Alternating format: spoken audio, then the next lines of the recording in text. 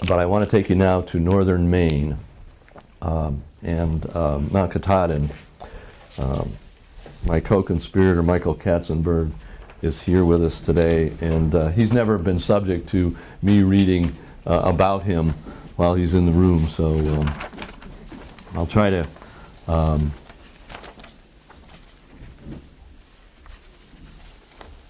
read a little explanatory stuff first.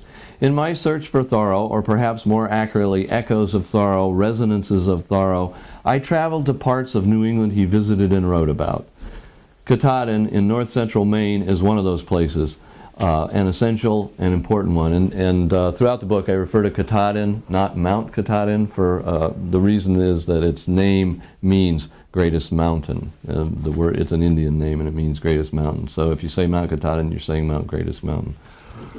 That is because Katahdin, it's essential to Thoreau, changed the way the great New England author thought about nature. His experience on the mountain helped ground his airy transcendentalism in reality and lodged in his heart a lasting affection for the north woods of Maine. From his account of his climb in the Maine woods, it is clear that the mountain fascinated and enchanted him. He climbed it once in September of 1846, and he dreamt about the mountain, sleeping and awake for the rest of his life. When Thoreau came to Katahdin in 1846, only a handful of people had actually climbed the mountain, and there were no trails. However, Abel Slide, which makes a clear and obvious route to the mountain's broad summit plateau, had fallen in 1816, 30 years before he arrived. Others had ascended the mountain by that route. Thoreau chose not to. It was not a good decision. It would involve Thoreau in a lot of very rugged bushwhacking and would ultimately keep him from the summit. He made his decision partly because of his own stubborn nature and partly because of the nature of his trip. In 1846, Thoreau was in the second summer of his great social experiment of one, living in his cabin on the shore of Walden Pond. He had identified the central concern of his relatively short life, forging an understanding of his relationship with nature. In Concord and at Walden Pond, nature was gentle, fecund, and benign. But Thoreau the romantic wanted sterner stuff. He came to Maine seeking wildness, the force that he believed controls and drives the universe. Today, the drive from Bangor up the interstate to Millinocket and from there to Baxter State Park takes a few hours. Thoreau had to battle upriver by bateau for 3 full days just to reach the base of the mountain. When I was in Maine, we went to a museum in Greenville at Moosehead Lake where they had a bateau, and it's an enormous wooden boat as long as from here to the door easily, and it weighs a lot. I wouldn't want to have to pull it up over a waterfall, which is what Thoreau and his 5 companions did. In his first view of Katahdin, even though its heights were partially obscured with clouds, he saw it as portentous, quote, a dark isthmus connecting the heavens with the earth, unquote. His excitement grew as he got closer. We were about to float over unmeasured zones of earth, he wrote as he approached Katahdin, bound on unimaginable adventures. He was to get the North Woods adventure he sought, perhaps even more than he bargained for, and so, on a much smaller scale, was I.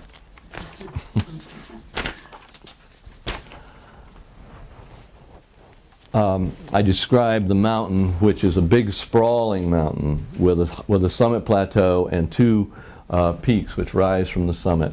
Baxter Peak is the highest peak, and from Thoreau approach from the south, from Bangor, you can't see the highest peak from there. What you see is South Peak, the second highest peak, and it's a little tent-like mountain from that side.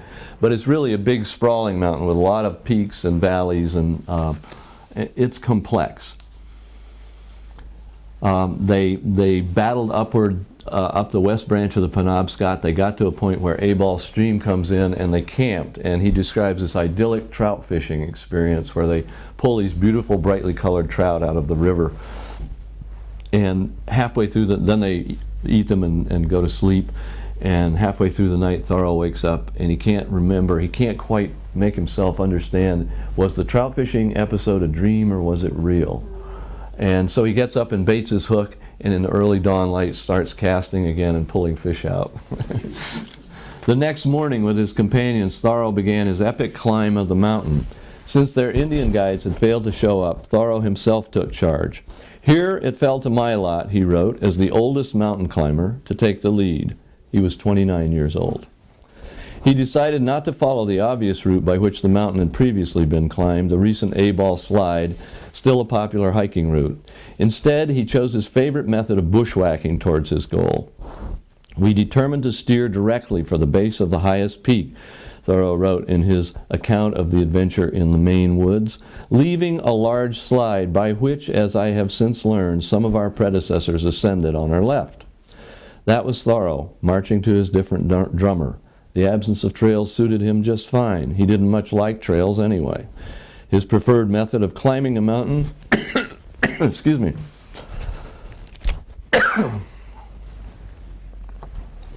His preferred method of climbing a mountain was to set off cross-country through the forest.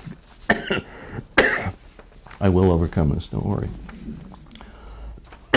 Guiding himself by the lay of the land and his compass. He was skilled in compass use because of his sometime occupation as a surveyor, and he was, perhaps obviously, a man who liked to go his own way. He had climbed other New England peaks by simply taking a compass bearing on the summit and following it. That worked well enough on smaller, less complex mountains like Mount Wachusett near his home, but when Thoreau tried the same approach on immense, sprawling Katahdin, it proved his undoing. South Peak remembered, I skipped a paragraph. Part of the reason for his failure to reach the summit was the weather, which wrapped the heights of the mountain in fog, but a greater reason was his own tactical error. Thoreau had set his sights and his compass on South Peak, the second highest point on the mountain. South Peak, remember, appears to be the highest point on the mountain and is the only real peak you can see from where Thoreau took his compass reading. From that position, Baxter Peak, the true summit, is hidden from view. And so he battled onward through the forest, aiming for the wrong peak. Did his 5 companions ever look wistfully toward the open rocks of A-ball slide while crashing through the near impenetrable undergrowth and blowdowns? No matter. Setting the compass for a northeast course, which was the bearing of the southern base of the highest peak, we were soon buried in the woods, Thoreau wrote happily. It was the worst kind of traveling. He estimated he traveled 14 miles through the woods that day. The actual distance is less than 4 miles. After hours in the dense, shaggy undergrowth, the party finally made camp below tree line, probably somewhere near the spur today called Rum Mountain. They camped near A-ball Stream, and Thoreau set out to scramble up the mountain before dark. He clambered up the stream bed, got close to tree line, and began walking along the intertwined tops of the Krummholz, the dwarf spruce and fir trees that are right at timberline. Once, he writes, slumping through, I looked down a good 10 feet into a dark and cavernous region. These holes were bears' dens, and the bears were even then at home. Well, maybe. One wonders if Thoreau had been imbibing something more potent than arborvitae tea. He climbed still farther, but was stopped by steep rocks and mist and returned to his camp for the night. The next day he tried again, scrambling over aggregations of loose rock, aiming again at South Peak. He climbed ahead of his companions and clambered upwards toward what he thought was the summit. Still, quote, still edging toward the clouds, for though the day was clear elsewhere, the summit was concealed by mist. This time, Thoreau reached a ridge top. Most likely the ridge connecting Baxter Peak with South Peak, but because of the heavy summit cloud cover, he could not tell where the peak he sought might be. It was like sitting in a chimney and waiting for the smoke to blow away, he wrote. It was, in fact, a cloud factory. As Thoreau sat alone in a vast wilderness, separated from his companions, somewhat disoriented by the stubborn summit mist, his reactions were interesting and important. First, his literary training and impulses asserted themselves, and he thought of the creations of the old epic and dramatic poets, of Atlas, Vulcan, the Cyclops, and Prometheus. But then he felt frightened and diminished. Even his reason seemed to desert him on the heights.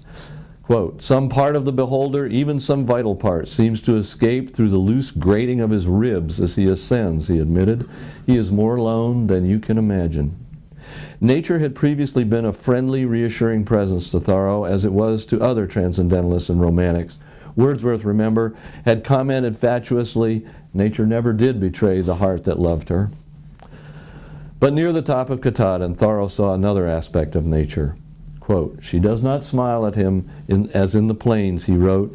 There's a lot of these and thys in this passage, which is kind of his earlier style. She seems to say sternly, why came ye here before your time? Is it not enough that I smile in the valleys? I have never made this soil for thy feet, this air for thy breathing, these rocks for thy neighbors. Later, less rhetorically, Thoreau wrote simply, nature was here, something savage and awful, though beautiful.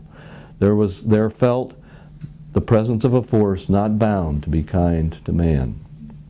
Nature was no longer a romantically benign force in harmony with mankind. Now, Thoreau saw, it could be brutally, if majestically, indifferent. He gave up and clambered back down over the rocks to join his companions, catching, as he descended, some views of the vast complex of woods and lakes that is northern Maine. Yet as he descended, a further experience awaited him. We now fast forward 150 years into the present, or into 2 years ago. By the time Michael and I reached the top of A-Ball Slide, what we're trying to do is get as close to Thoreau's route as we possibly can without actually bushwhacking for hours through the woods. So we went up the slide. By the time Michael and I reached the top of A-Ball Slide, I could understand completely why the mist and clouds had stymied Thoreau. We were suddenly in the clouds too. The top of the mountain was in clouds the day I climbed. Even with a trail marked by cairns and paint blazes, it was disorienting. There were no marked trails on the mountain in 1846. Not that Thoreau would have used them. He turned away from the slide after all, and that was the closest thing to a clear pathway at the time. He was on a wild, untracked peak that had been climbed only a few times and about which very little was known. We had the benefit of signs and clearly marked trails, and so had little difficulty making our way to the top of Baxter Peak. As it did with Thoreau, the mist occasionally lifted as we climbed higher, revealing the tawny sedges and rushes growing on the high plateau. It never cleared, however. We tagged the sign marking the northern terminus of the Appalachian Trail and settled down on an accommodating rock to eat our lunch. However, as we were eating, completely socked in by the blowing mist, Michael said quietly, I'm going to pretend I didn't hear that thunder. A moment later, I heard it too, a low growling rumble. Let's get the hell out of here, I said as calmly as possible, and we quickly packed up and moved out. But before we had gone 200 yards back down the trail, the rain began. First, scattered drops, then a steady patter, then cold, harsh winds and a downpour. Damn it, I said, zipping up my rain jacket and toggling down the hood. Damn it. Fortunately, there was no lightning. But the low growls of thunder continued off and on, and the rain increased in intensity. As we made our way down off the peak, we were passed, unbelievably, by people still slogging uphill, determined to make the summit despite the deepening storm. A young couple bounded down past us without any rain gear or apparently brains. The woman, young, slender, maybe in her 20s, was clad only in form-fitting lycra shorts and a tank top. Yes, we're crazy, she giggled as she ran past me downhill. Boy, it's cold up here. Right, and wet. Perfect hypothermia weather. I wondered if we'd find her crumpled beside the trail, dazed and hypothermic, or injured.